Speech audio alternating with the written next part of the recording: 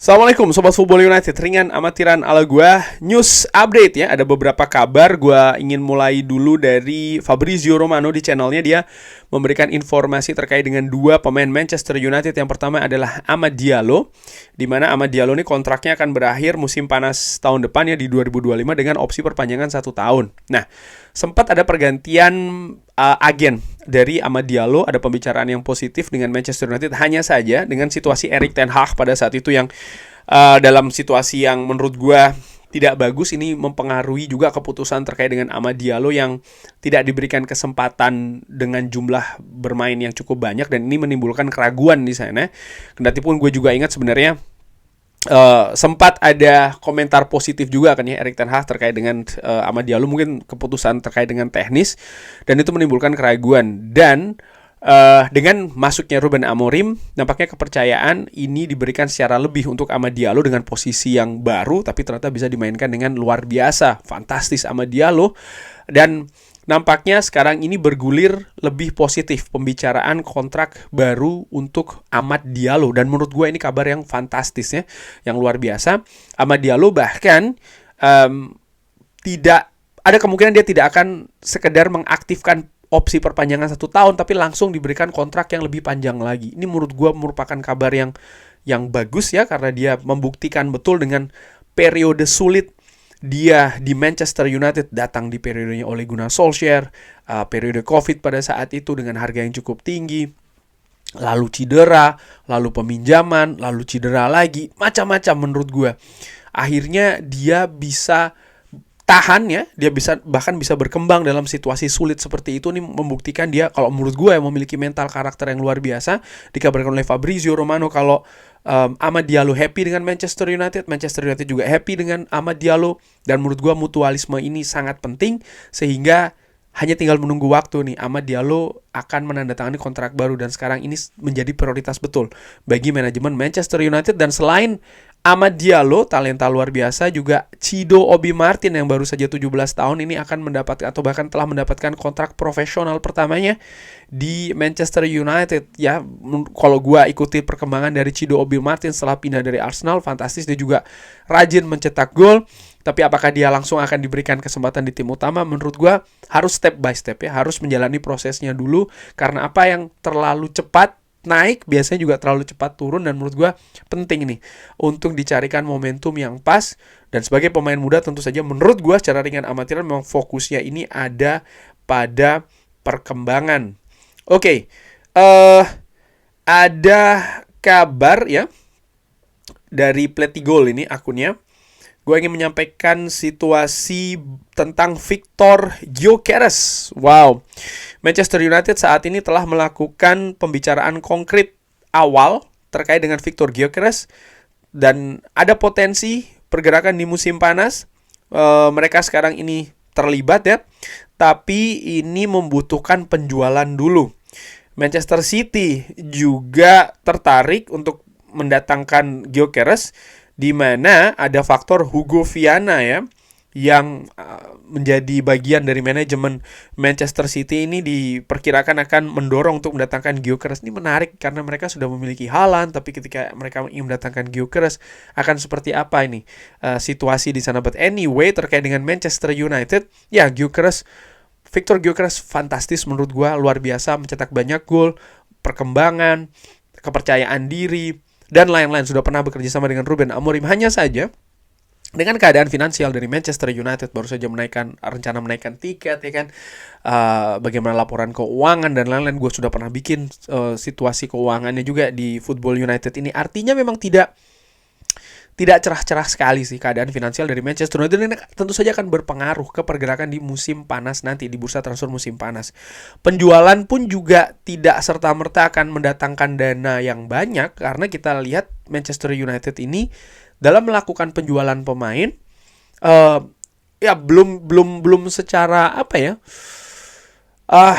belum secara oke di market. Artinya bisa mendatangkan dana yang besar juga. Sering justru dengan menjual pemain justru kerugian, karena kalau melihat perbedaan harga. Dan menjual pemain pun juga selalu menjadi tantangan bagi Manchester United, karena bukan hanya Manchester United mengharapkan ada klub yang mau mentransfer pemain, tapi juga bagaimana misalnya gaji dari pemain yang sangat tinggi di Manchester United ini kan menjadi perhatian dari klub yang akan mengambil pemain tersebut. Jadon Sancho ya, misalnya ini salah satu kasus di musim panas kemarin. Tapi balik lagi terkait dengan Victor Gyökeres, ya Manchester United butuh menjual, dan jangan lupa ketika menjual pemain, sering sekali ini kan komentar kan, jual A, B, C, D, ya, tapi siapa yang mau pemain itu?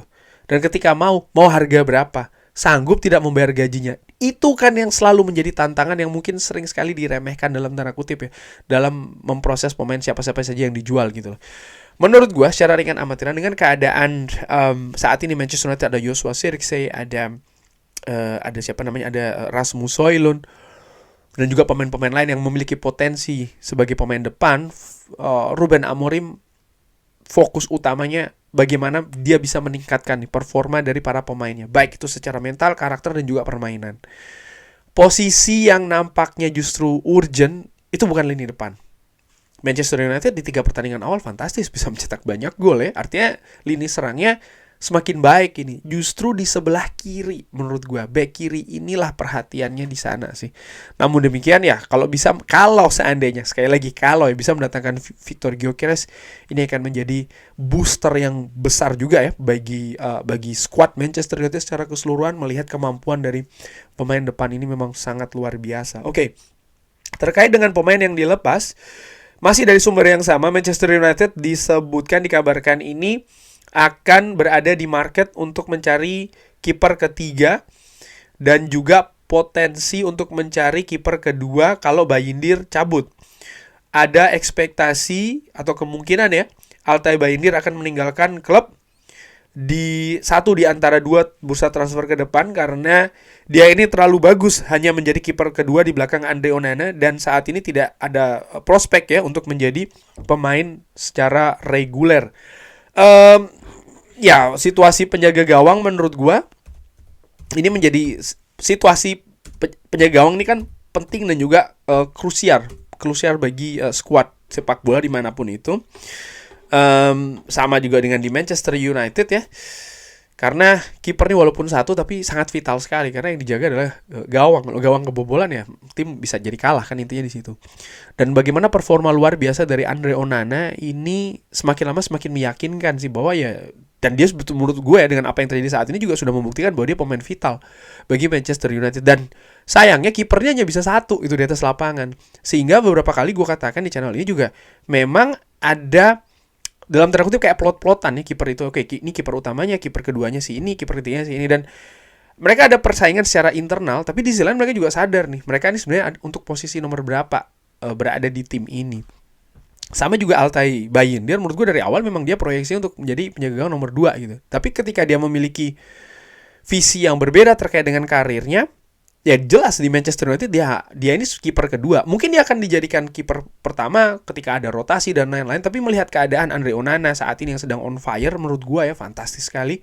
Sulit sih untuk bisa menggeser Andre Onana apapun alasannya, terutama alasan teknis. Andre Onana sudah membuktikan banyak hal menurut gue, save, distribusi bola, komunikasi dan lain-lain. Luar biasa penjaga gawang ini yang baru sebenarnya musim kedua ya kan di Manchester United. Sehingga ya Altay Bayindir sekali lagi bagaimana dia melihat visi karirnya dia. Ketika dia melihat oke, gue gak masalah kiper nomor 2 di Manchester United, ya sudah, terima sebagai kiper nomor 2. Karena itu tadi memang sudah ada plot-plotan ya kan. Kalau Andre Onana cedera segala macam, nah itu baru dia akan tampil, dan dia harus siap untuk hal tersebut. Namun di sisi lain ketika keadaannya normal-normal saja dan dia ingin melihat dirinya menjadi yang kiper nomor 1, ya nampaknya pilihannya ya untuk keluar dari Manchester United, dan itu berarti manajemen harus mencari kiper baru. Dari sumber yang sama masih, Kenan Yildiz ini disebutkan salah satu nama yang ada di shortlist ya ataupun daftar attacking midfield, gelandang serang untuk Manchester United. Kenan Yildiz, pemain Turki kelahiran Jerman yang saat ini berusia 19 tahun. Di market 40 juta, pemain saat ini membela Juventus dengan kontrak expired atau selesai kontraknya masih lama nih, tahun 2029. Ini bisa di tengah dan juga bisa di kiri. Ya menurut gue ini Dia baru saja diperpanjang kontraknya juga di musim panas kemarin. Ya menurut gue ini hanya akan diamati saja ya, karena jelas pastinya akan lebih dari 40 juta, valuasi di 40 juta saat, tapi kontrak baru saja ditandatangani ya. Pemain yang menurut gue memiliki potensi, sama seperti pemain Turki lain juga, Arda Güler ya kan, menurut gue dengan posisi yang agak sedikit berbeda. Tapi ya menurut gue enggak sih, ini hanya rumor saja. Informasi lainnya, FA Cup Manchester United akan menghadapi Arsenal ya. Gua nggak ngerti nih undiannya, dari sekian banyak klub, dari banyak divisi dan juga liga, ketemunya Arsenal di Emirates pula. Ini langkah berat bagi Manchester United sebagai juara bertahan ya di kompetisi tertua di Inggris ini, FA Cup. Kabar lainnya, Manchester United memonitor pemain tengah Frankfurt Hugo Larsson. Manchester United ya menurut gue sekarang sering sekali dihubungkan dengan pemain-pemain muda, baik itu lini tengah maupun lini depan. Tapi gue dalam menyikapi kabar-kabar tersebut, yang gue lihat adalah memang nampaknya Ineos lebih tertarik mendatangkan pemain muda. Mereka melihat model Real Madrid yang mendatangkan pemain muda yang potensi yang besar, harga mahal sedikit tidak apa-apa, tapi untuk jangka waktu yang lebih panjang lagi dan bisa lebih dikembangkan lagi. Tapi terkait dengan posisi, di situ menurut gue yang akan menjadi perhatian, karena ya Manchester United duitnya nggak banyak-banyak banget nih. Bukan berarti mereka nggak punya duit, nggak. Tapi bagaimana balance ataupun juga neraca keuangan ini sedang tidak bagus sih menurut gue ya.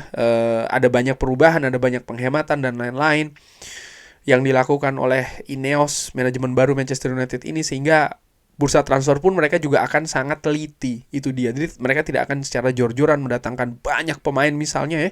Sekalipun talenta itu juga bersebaran, tapi mereka akan lebih selektif terkait dengan kebutuhan tim. Di situ kata kuncinya, kebutuhan tim. Dan sampai dengan saat ini, yang paling urgent menurut gua kalau melihat situasi dari 3 pertandingan Manchester United bersama dengan Ruben Amorim, yaitu ada di sisi back kiri sih.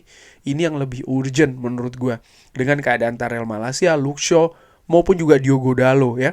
Nampak Manchester United lebih membutuhkan, atau Ruben Amorim membutuhkan pemain yang memang naturalnya ada di wingback kiri dengan kemampuan yang ataupun potensi yang jauh lebih besar sih menurut gue. Tapi ya ini juga menurut gue akan lebih konkret mendekati akhir musim panas. Mendekati akhir musim ini, di musim panas nanti. Kenapa? Sepanjang musim ini Ruben Amorim akan sangat sibuk untuk menganalisa, mengakses pemain-pemainnya, sekaligus juga memberikan waktu ya untuk bisa beradaptasi terkait dengan sistem yang dibangun di Manchester United. Yang ini juga hal baru ya kan di klub ini. Kurang lebih seperti itu. Jadi ada kabar-kabar, dan menurut gue ya mungkin bisa dikatakan lebih banyak masih rumor sih ya, kendati pun juga selalu menarik ini untuk diangkat kabar terkait dengan Manchester United. Kabar terakhir sebelum gue akhiri ini juga, gue sambil buka ini ya, bagaimana untuk posisi back kiri David Raum ini dikaitkan juga dengan Manchester United. Ya ini juga merupakan dari sisi posisi iya, David Raum dia memang seorang back kiri. Tapi kalau gua ngeliat dia ini 26 tahun, 25 juta, kontrak 2027 baru berakhir, jadi masih 3 tahun lagi. Ini mungkin agak sedikit lebih realistis ya, David Raum.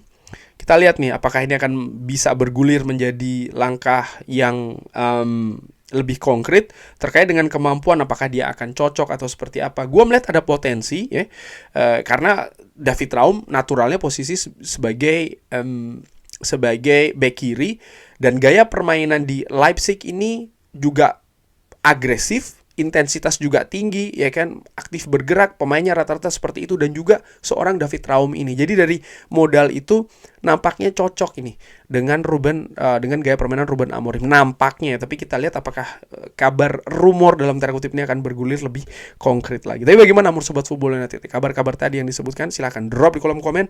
Terima kasih sudah menyaksikan. Jangan lupa like, sholat, dan juga subscribe. Wassalamualaikum warahmatullahi wabarakatuh. Thank you.